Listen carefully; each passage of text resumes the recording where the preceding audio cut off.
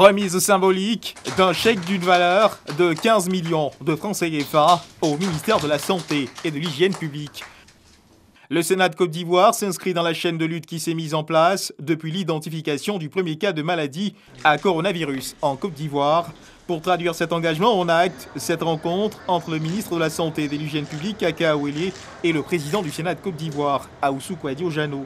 L'acte d'engagement du Sénat dans cette lutte consiste donc en ce don en numéraire au ministère de la Santé et de l'Hygiène publique pour soutenir l'action du personnel soignant. Monsieur le ministre, le Sénat de Côte d'Ivoire, à la suite de l'Assemblée nationale, vient prendre sa part dans le cadre de la solidarité nationale, accompagner le président de la République et le gouvernement et d'autres bienfaiteurs dans cette lutte contre la pandémie.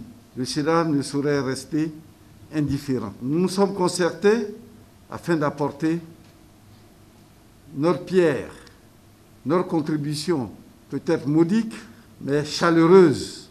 Nous avons trouvé la somme de 15 millions de francs CFA. Nous voulons vous remettre, Monsieur le ministre de la Santé. Notre vœu, c'est que cette somme soit dédiée principalement à tous nos frères, toutes nos sœurs du corps médical qui font des efforts chaque jour, au risque de leur vie, pour soigner ceux qui sont atteints de ce virus. Nous voudrions que, spécifiquement, le don du Sénat les accompagne. Monsieur le ministre de la Santé.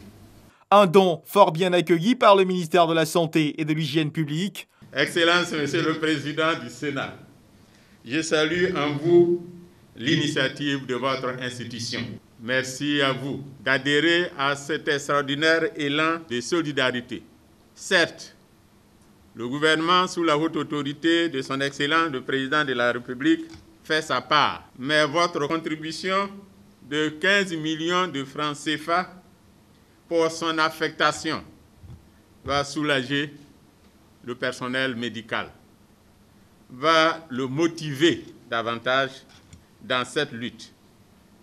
Votre contribution est donc la bienvenue. Le Sénat de Côte d'Ivoire affirme ainsi son engagement total dans la lutte contre le Covid-19.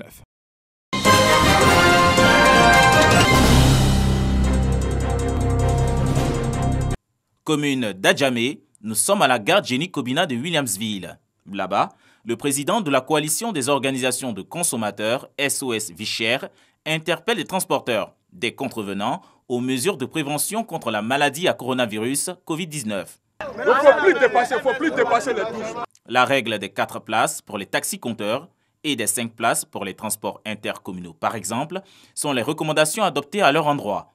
Chauffeurs et passagers dans la majorité approuvent ces mesures.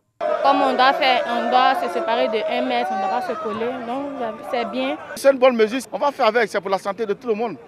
Donc on ne peut pas aller contre la résolution du gouvernement. Distribution de gadgets, entretien avec les chefs de gare, tout est mis en œuvre par Soumoro Benfali et ses collaborateurs pour faire appliquer ces mesures. Il nous appartient, nous, membres de la société civile, de jouer notre rôle sur le terrain.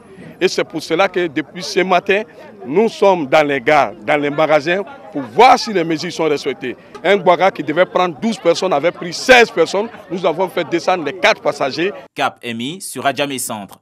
Dans ce marché, la coalition veut s'assurer du respect des prix des gels désinfectants.